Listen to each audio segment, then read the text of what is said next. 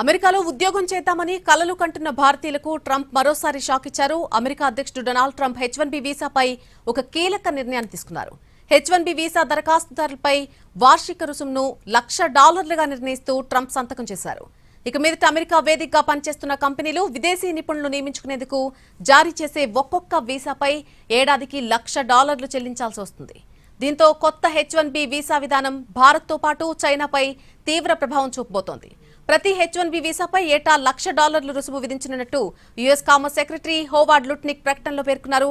దీనికి సంబంధించి ఇప్పటికే అన్ని పెద్ద కంపెనీలకు వివరించినట్టుగా తెలిపారు. ఎవరికైనా శిక్షణ ఇవ్వదలుచుకుంటే ఇటీవల అమెరికాలోని టాప్ యూనివర్సిటీల నుంచి పట్టుభద్రులైన వారికి స్వదేశీయులకే ఇవ్వాలని అన్నారు. అమెరికన్లకు ట్రైనింగ్ ఇవ్వాలని సూచించారు. ఉద్యోగాలను కొల్లగొడుతున్న వారిని ఇతర దేశాల నుంచి తీసుకురావడం ఆపాలని లుట్నిక్ పేర్కొన్నారు. ఈ నిర్ణయానికి టెక్నాలజీ రంగం మద్దతిస్తుందని ట్రంప్ పేర్కొన్నారు. అయితే ఈ నిర్ణయంతో వారు చాలా సంతోషిస్తారు అంటూ కూడా తెలిపారు. ట్రంప్ నిర్ణయంపై దిగ్గజ టెక్ కంపెనీలు అయినటువంటి యాపిల్, గూగుల్, మెటా ఇంతవరకు స్పందించలేదు. మరొకవైపు ట్రంప్ గోల్డ్ కార్డును కూడా ప్రకటించారు. దీనికి $10 లక్షల నిర్ణయం తీసుకున్నారు. దీని ద్వారా అమెరికాకు $100 బిలియన్ సమకూరే అవకాశం ఉంది. పన్నుల తగ్గింపు, అభివృద్ధి ప్రాజెక్టులకు, రుణాల చెల్లింపులకు సంబంధించి గోల్డ్ కార్డ్ నిధులు వినియోగించబోతున్నట్టుగా ట్రంప్ తెలిపారు.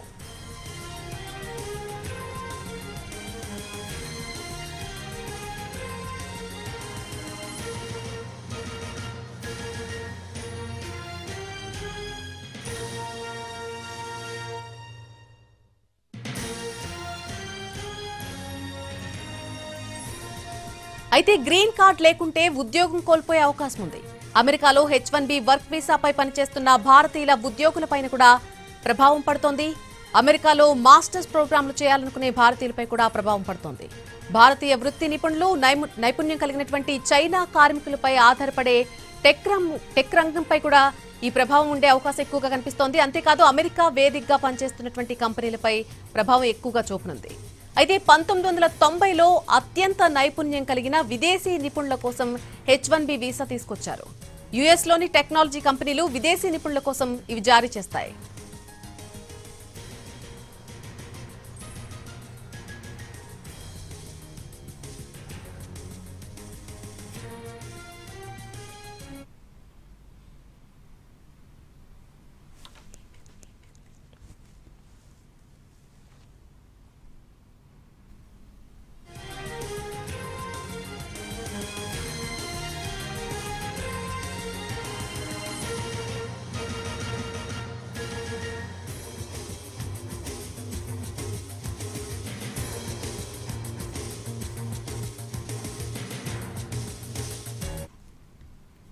కొత్తగా వచ్చినటువంటి H1B నిబంధనలకు సంబంధించి మనతో పాటు పూర్తి ఇన్ఫర్మేషన్ షేర్ చేసుకోవడానికి ఎనలిస్ట్ నగేష్ గారు లైవ్ లో జాయిన్ అవుతున్నారు. నమస్తే అండి నగేష్ గారు.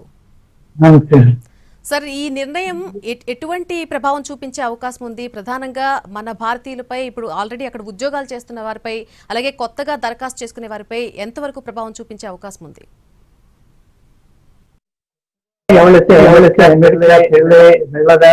అనుకుంటున్నారు స్టూడెంట్స్ ఏదైతే ఉన్నారో వాళ్ళకి మాత్రం ఏంటంటే ఏదైతే అమెరికా వెళ్లే కళలు ఉన్నాయో అవి మాత్రం బద్దలైపోయాయి. ఎందుకైతే ఇది ఇప్పుడు ఇది ఏదైతే $1,00,000 కట్టాలన్నారో సంవత్సరానికి ఒక మనిషికి, ఇది ఏమిటంటే సంవత్సరం వేతనంకి ఆల్మోస్ట్ 80% ఉంటుంది. సో ఏ ఎంప్లాయర్ కడతాడు? ఏది ఇంత కట్టి తీసుకొస్తాడు? అదొకటి. రెండోది ఏమిటంటే అసలు దీనికి వెనకాతలు ఏదో నాకైతే ఏమనిపిస్తున్నదంటే అమెరికా ఇండియాని ప్రభావితం చేయలేకపోయింది. ఏది ఈ శాంక్షన్స్ ద్వారా, ఏది 50% టారిఫ్ వల్ల. ఇప్పుడు ఏంటంటే ఈ వేరం వచ్చిందేమో అని అనిపిస్తున్నది. ఎందుకంటే ఇప్పుడు H1B వీసాలు మొత్తం ఎన్ని వచ్చాయంటే లాస్ట్ ఇయర్ ఒక వచ్చిన దాంట్లో 71% ఇండియన్సే ఉన్నారు. 11.7% చైనా ఉన్నారు. మిగతా అన్ని దేశాలు కలిపి అంటున్నారు దానికి చాలా రెట్లు ఇండియన్స్ ఉన్నారు.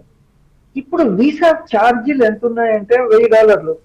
దాంట్లో $200 రిజిస్ట్రేషన్ కి, మిగతాది ఏంటంటే స్పాన్సర్షిప్ ఫీ.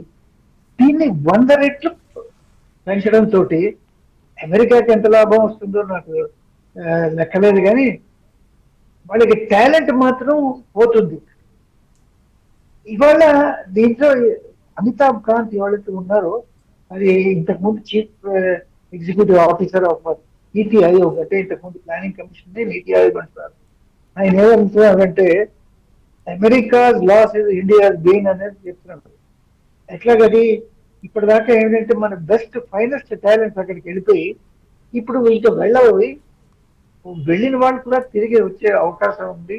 సో మన దగ్గర ఏంటంటే ఇన్నోవేషన్, వాళ్ళ దగ్గర ఇంక ఇన్నోవేషన్ పోతుంది అమెరికా, మన దగ్గర ఇన్నోవేషన్ వస్తుంది. ప్లస్ ఇక్కడ ఏమిటంటే కొత్తగా స్టార్టప్స్ వస్తాయి, కొత్త రీసెర్చ్ ప్రాజెక్ట్స్ వస్తాయి.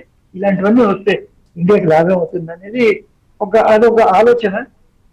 బట్ చూడాలి ఇది ట్రంప్ ఉన్ననాళ్ళు ఇది ఉంటుందా, లేకపోతే ట్రంప్ ఏమిటంటే ఈ టారిఫ్స్ ఎత్తేస్తారనేది మొన్న prime minister chief economic adviser Nageswaran ఏమన్నారంటే టారిఫ్ మీద ఏదైనా ఈ 50% టారిఫ్స్ మీద ఏదైనా ఒక ఒప్పందం రావచ్చు బై నవంబర్ అన్నారు.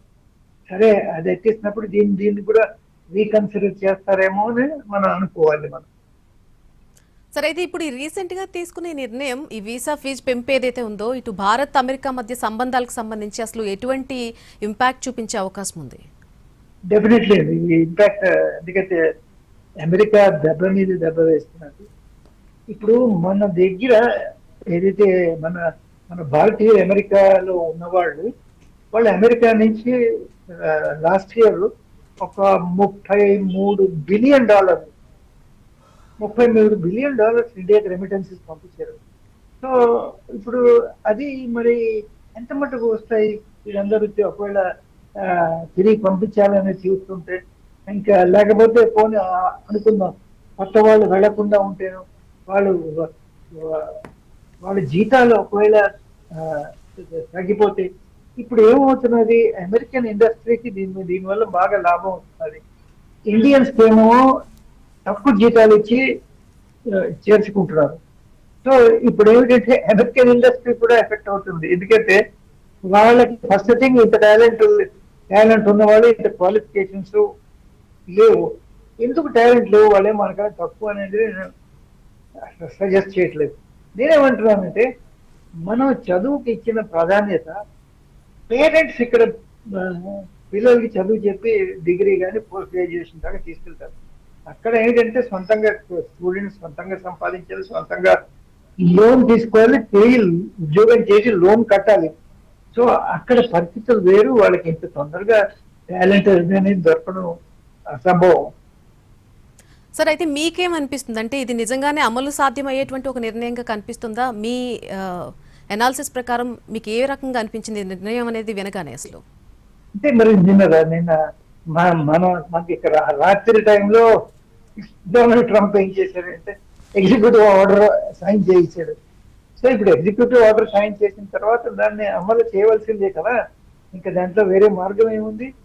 సో దీనివల్ల ఏంటంటే మనకి మన ఇండియన్స్ కి కొంచెం కాదు బాగానే దెబ్బ ఇది. ఎందుకంటే మన దగ్గర ఇండియన్స్ మనం ఒక 2% 2 to 3% of the US population మన వాళ్ళు ఉన్నారు అక్కడ. టెక్సస్ లో ఫస్ట్ హైయెస్ట్ 4 లక్షల మంది టెక్సస్ లో ఉన్నారు. దాని తర్వాత న్యూజెర్సీలో ఉన్నారు, న్యూయార్క్ లో ఉన్నారు, షికాగోలో ఉన్నారు. సో వీళ్ళందరికీను ఒకవేళ వీళ్ళు చేస్తున్న ఉద్యోగాలు వీళ్ళు రిటైన్ చేసుకోగలరా? ఇప్పుడు ఏంటంటే H1B వీసా మీద ఒక మాట చెప్తానండి.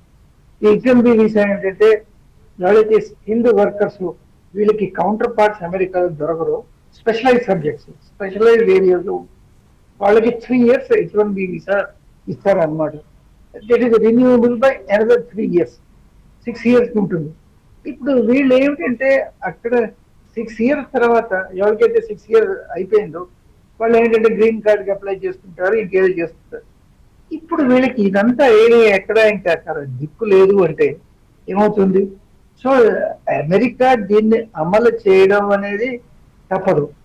బట్ ట్రంప్కి ఇంకే 3 ఏళ్ళు ఉంది, అది మనం మర్చిపోకూడదు. ట్రంప్ 3 ఏళ్లలో ఏమిటంటే దిగిపోతారు, 3 ఏళ్ళ తర్వాత దిగిపోతారు. అప్పుడు వచ్చే ప్రభుత్వం దీన్ని ఇంప్లిమెంట్ చేస్తుందా ఇంప్లిమెంట్ చేయదా అనేది చూడాలి.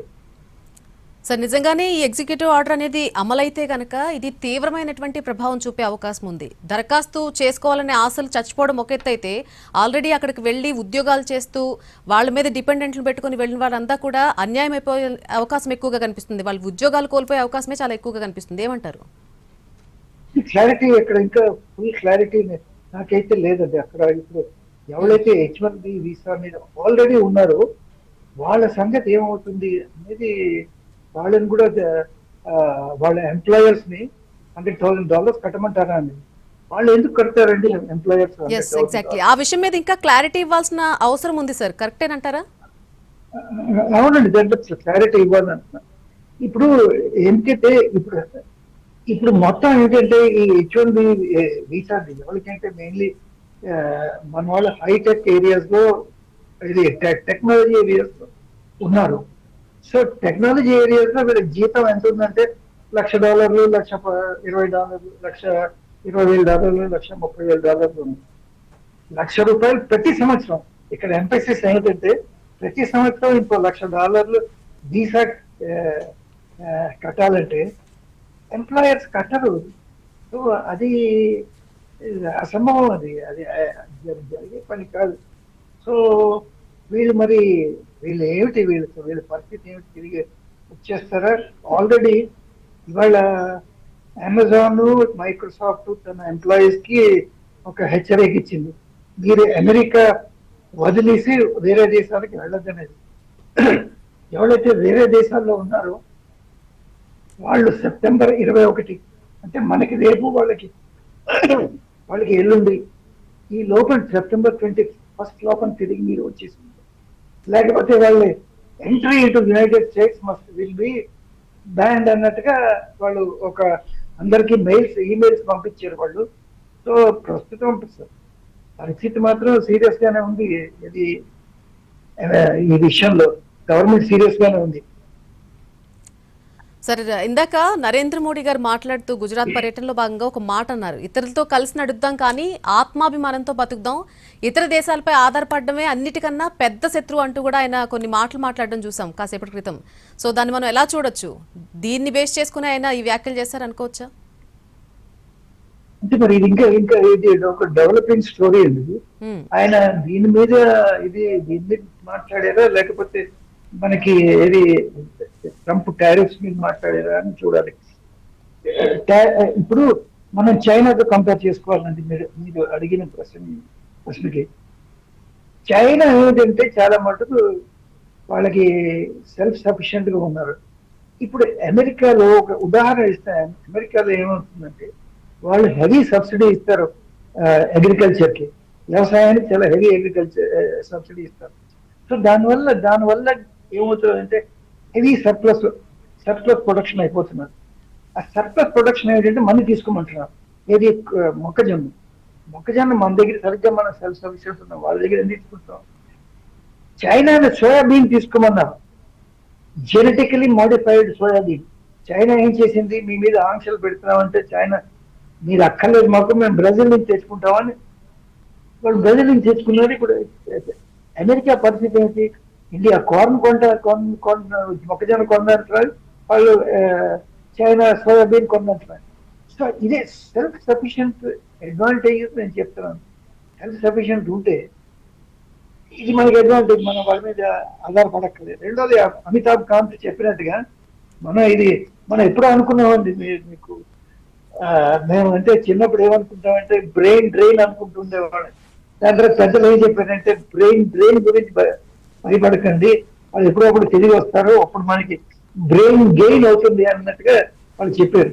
సో దీంట్లో మనం ఆశించవలసింది ఏంటంటే ఎప్పుడప్పుడు మన ఎవరైతే మేధావి వర్గం ఉందో, ఇప్పుడు అందరూ మన దగ్గర అమెరికాలో ఉన్న వాళ్ళు అందరూ హైలీ క్వాలిఫైడ్ అండి. ఇప్పుడు H1B వీసా ఎవరికి ఇస్తున్నారు? మినిమం గ్రాడ్యుయేషన్ లేకపోతే పోస్ట్ గ్రాడ్యుయేషన్, వీళ్ళందరూ అక్కడ ఉన్నారు, మంచి పొజిషన్స్ లో ఉన్నారు, ఇన్నోవేటివ్ జాబ్స్ లో ఉన్నారు. వీళ్ళు తిరిగి వస్తే ఇండియాకి లాభమే కదా. Right, sir. Thank you so much for the valuable information you have shared with us. Thank you for the time you have shared with us. Thank you.